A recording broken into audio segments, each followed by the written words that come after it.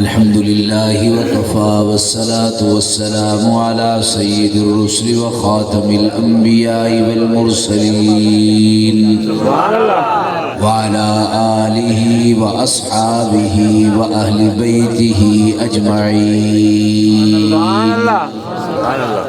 أما بعد فأعوذ بالله من الشيطان الرجيم. بسم الله الرحمن الرحيم. شهر رمضان الذي أنزل فيه القرآن هدى للناس وبينات من الهدى والفرقان فمن شهد منكم الشهر فليصم. صدق الله العظيم وبلغنا رسوله النبي الكريم ونحن على ذلك لمن الشاهدين والشاكرين والحمد لله رب العالمين. سبحان اللہ. برادران اسلام، واجب الاحترام، آج کا یہ پروگرام ہمارے بھائی محمد اسحاق صاحب ان کے گھر پر حصول برکت کے لیے استقبال رمضان المبارک کے عنوان سے یہ پروگرام ہمارے بھائی اسحاق صاحب نے ترتیب دیا ہے، اور ہمارے عزیز محترم حضرت مولانا قاری محمد خضر حیات صاحب دامت برکاتہ العالیہ، انہوں نے علماء کرام کو دعوت دی اور یہ پروگرام سجایا. آپ تمام حضرات یہاں تشریف لائے. اللہ سب کا آنا قبول فرمائے، اور اللہ رب العزت آپ کے گھروں میں، آپ کے مال میں، جان میں، عزت میں، آبرو میں، فصلوں میں برکتیں نصیب فرمائے، اور اللہ آپ سب کو رزق حلال وافر مقدار میں نصیب فرمائے اور کسی کا محتاج نہ بنائے. اور ہمارے بھائی اسحاق صاحب کی جھولی کو اللہ آباد فرمائے، ان کے گھر میں نرینہ اولاد نصیب فرمائے. یہ اللہ کی بڑی نعمت ہوتی ہے، بیٹا بھی اور بیٹی بھی. اور انسان کی دنیا سے چلا جاتا ہے، اس کی نشانی دنیا میں باقی اس کا بیٹا یا اس کی بیٹی رہتی ہے. تو یہ انسان کے دل میں خواہش ہوتی ہے کہ میرا بیٹا پیدا ہو، میری بیٹی پیدا ہو. اور یہ انسان کے جگر کے ٹکڑے ہوتے ہیں، انسان کی اولاد. انسان چاہے دنیا کے کسی کونے میں بیٹھے ہو، اولاد کو تکلیف ہو تو والدین کو اس کا احساس ضرور ہوتا ہے، اس کا خون ہوتا ہے، اس کے جگر کا ٹکڑا ہوتا ہے اولاد. تو والدین کی خواہش یہ ہوتی ہے کہ اللہ ہمیں اولاد نصیب فرمائے. علماء نے لکھا ہے جس کی اولاد نہ ہو تو یہ دعا کثرت سے پڑھے، ربنا حب لنا من ازواجنا وذریاتنا قرۃ اعین واجعلنا للمتقین اماما. اللہ اولاد بھی دیں گے، نیک بھی بنائیں گے، اور متقی کا اللہ امام بھی بنائیں گے، آنکھوں کی ٹھنڈک بھی ہوگی. اللہ رب العزت نے ہر چیز کا حل رکھا ہے. اللہ رب العزت قرآن مجید کے اندر فرماتے ہیں یَهْبُ لِمَن یَشَاءُ اِنَاثَ وَيَهْبُ لِمَن یَشَاءُ الذُّکُورَ. اللہ جس کو چاہتے ہیں اللہ انہیں صرف بیٹیاں دے دیتا ہے، اللہ جس کے لیے چاہتا ہے اس کو اکیلے بیٹے دے دیتے ہیں. اور وَيَهْبُ لِمَن يَشَاءُ الذُّكُورَ أَوْ يُزَوِّجُهُمْ ذُكْرَانًا وَإِنَاثًا. اور پھر اللہ رب العزت ان میں سے پھر یہ کرتے ہیں يُزَوِّجُهُمْ ذُكْرَانًا وَإِنَاثًا وَيَجْعَلُ مَن يَشَاءُ عَقِيمًا. کسی کو اللہ اکیلے بیٹے دیتے ہیں، کسی کو اکیلے بیٹیاں دے دیتے ہیں، کسی کو اللہ دونوں دے دیتے ہیں، بیٹے بھی ہوتے ہیں بیٹیاں بھی ہوتے ہیں. وَيَجْعَلُ مَن يَشَاءُ عَقِيمًا. اور کسی کو اللہ بانجھ پیدا کر دیتے ہیں، یعنی اسے اللہ کوئی اولاد نہیں دیتے. وہ اللہ جسے چاہتے ہیں جو عطا کر دے، لیکن ہمارے ہاتھ اللہ کی دربار میں اٹھے رہے تو تو اللہ یہ دعا وہ چیز ہوتی ہے جو تقدیر بدل دیتی ہے۔ دعا مومن کا اسلحہ ہے، اللہ سے مانگنے کا ذریعہ ہے، اللہ کے قرب حاصل کرنے کا ذریعہ ہے کہ انسان کے ہاتھ جب اللہ کے سامنے اٹھتے ہیں وہ در در پہ نہیں اٹھتے، ایک اللہ ہی کے سامنے اٹھتے ہیں۔ اس لیے ہمارے بزرگ فرماتے ہیں اللہ اپنا محتاج رکھے، دنیا میں کسی کا محتاج نہ رکھے، یہ دعائیں انسان کثرت سے کرے۔ حدیث پاک کے اندر آتا ہے سرور دو عالم صلی اللہ علیہ وسلم دعا فرمایا کرتے تھے، حضور غم کے اندر اتنی لمبی دعا کرتے، حضور ایسے ہاتھ اٹھاتے کہ حضور کی یہ بغلوں کی سفیدی یہ نظر آتی، یعنی حضور لمبے ہاتھ اٹھا کے لمبی لمبی دعائیں اللہ سے مانگتے تھے۔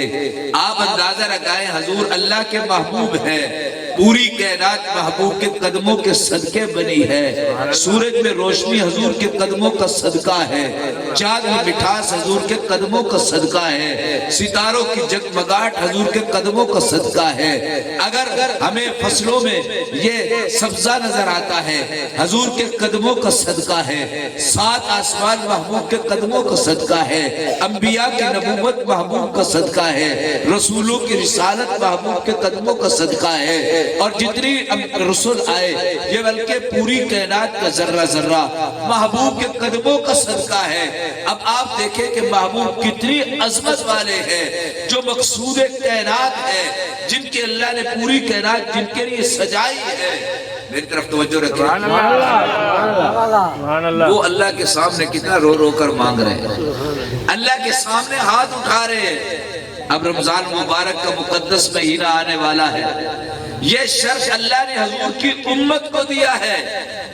علماء نے لکھا ہے سبحان اللہ کہو، حضور نبی الامہ بھی ہیں، نبی الانبیاء بھی ہیں، یعنی جتنی امتیں گزری ہیں، آدم صرف اپنی امت کے نبی ہے، موسیٰ علیہ السلام اپنی امت کے نبی ہے، عیسیٰ علیہ السلام اپنے علاقے اور اپنے اس زمانے کے جو لوگ تھے ان کے نبی ہیں، لیکن حضور سب نبیوں کی امتوں کے بھی نبی ہیں، اور نبی الانبیاء سارے نبیوں کے بھی نبی ہیں۔ کسی نبی کو یہ شرف حاصل نہیں کہ وہ نبیوں کا نبی ہو، حضور تو نبیوں کے بھی نبی ہے۔ اگر سبحان اللہ کہیں آپ کو مزیدار بات، فرمایا حضور نبی الانبیاء بھی ہے، نبی الامت بھی ہے، حضور اللہ کے بھی نبی ہیں۔ حضور اللہ کے نبی ہے نہیں ہے؟ اللہ نے آپ کو نبی بنا کر بھیجا ہے، اتنا شرف اللہ رب العزت نے اس امت کو دیا ہے۔ فرمایا کہ جیسے حضور تمام امتوں کے سردار، تمام نبیوں کے سردار، اللہ نے حضور کو جو امت دی ہے یہ تمام امتوں کی سردار ہے۔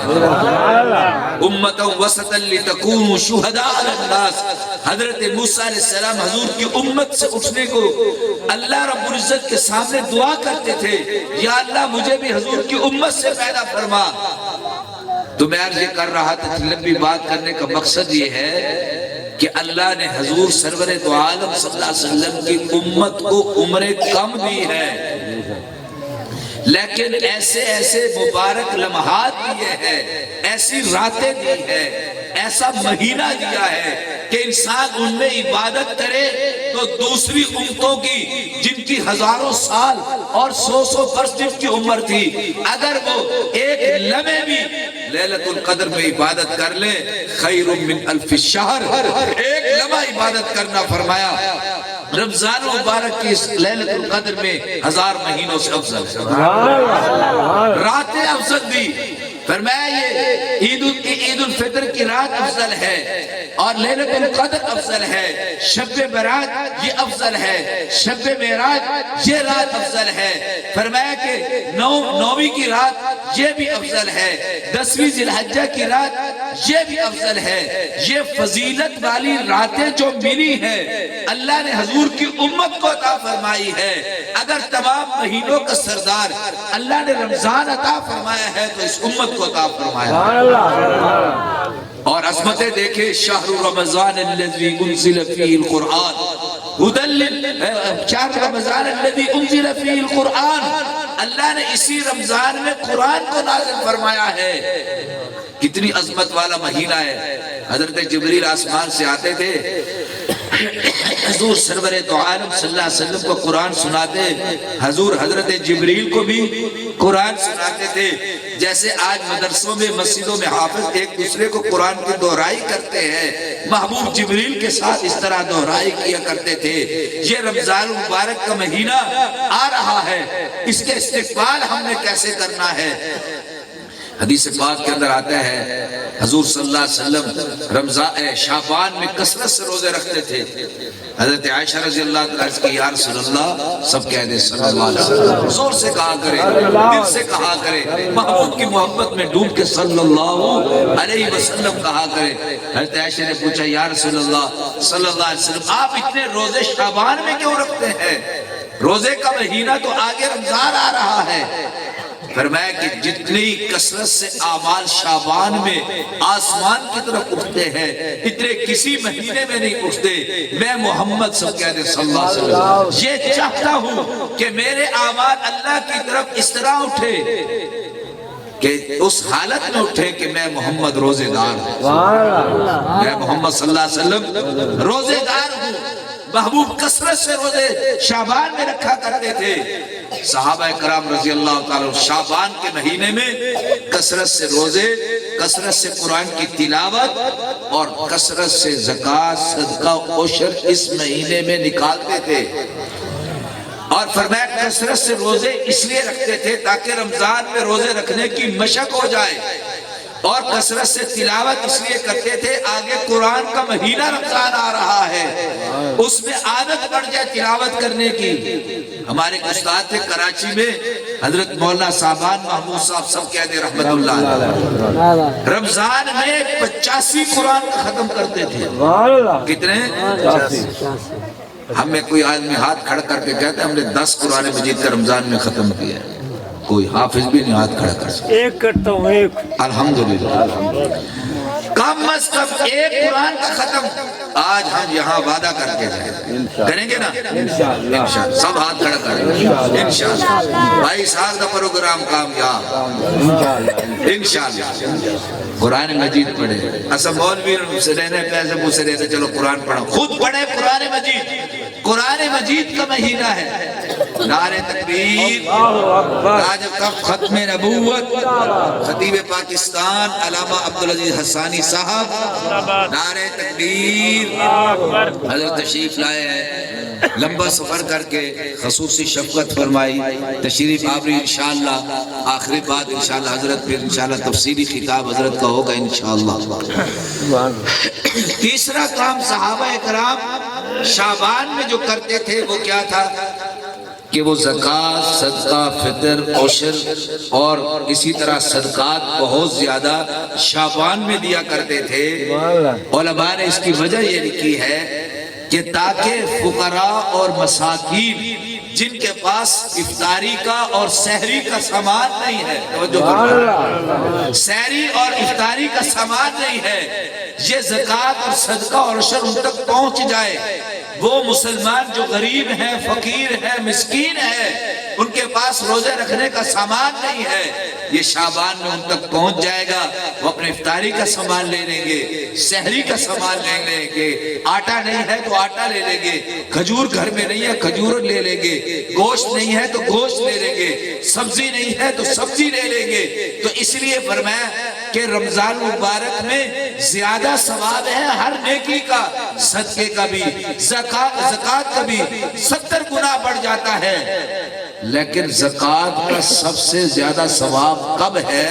جب ضرورت مند کو جس وقت ضرورت ہو اس وقت دیا جائے. زکوٰۃ میں ضرورت مند کی ضرورت پوری کرنے کا نام ہے. عشر بھی ایسے ہے، صدقہ بھی ایسے ہے. اور یہ کتنی صحابہ کرام کی اہم بات ہے کہ شعبان میں دیتے تھے تاکہ یہ ضرورت مند ان پیسوں سے سامان لے کر افطاری بھی کرے گا اور سحری بھی کرے گا. تو اس لیے ہم کوشش کریں اس مہینے کے اندر 3 کام کرنے کی. ایک تو روزے رکھے تاکہ رمضان کی مشق ہو جائے، دوسرا قرآن کی تلاوت کرے تاکہ رمضان مبارک قرآن کا مہینہ آنے والا ہے اس میں کثرت سے تلاوت کر سکے۔ تیسرے نمبر پر غریب مسکین جو مسلمان ہیں ان تک ہم راشن پہنچائیں غریب لوگوں کے گھر، تاکہ ان کے چولہے جو ہے رمضان میں جلے، آپ کا دیے ہوئے پیسوں سے وہ روزہ رکھے بھی صحیح اور افطار بھی کریں۔ اللہ رب العزت عمل کی توفیق نصیب فرمائے۔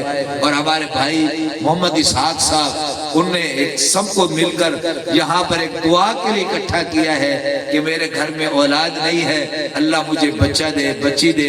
علامہ صاحب دامت برکات عالیہ بھی دعا کریں گے انشاءاللہ۔ آپ تمام حضرات اس بھائی کے لیے دعا کریں جس کے گھر میں بچہ نہیں ہے، اللہ اس کو بچہ نصیب فرمائے۔ وآخر دعوانا ان الحمدللہ۔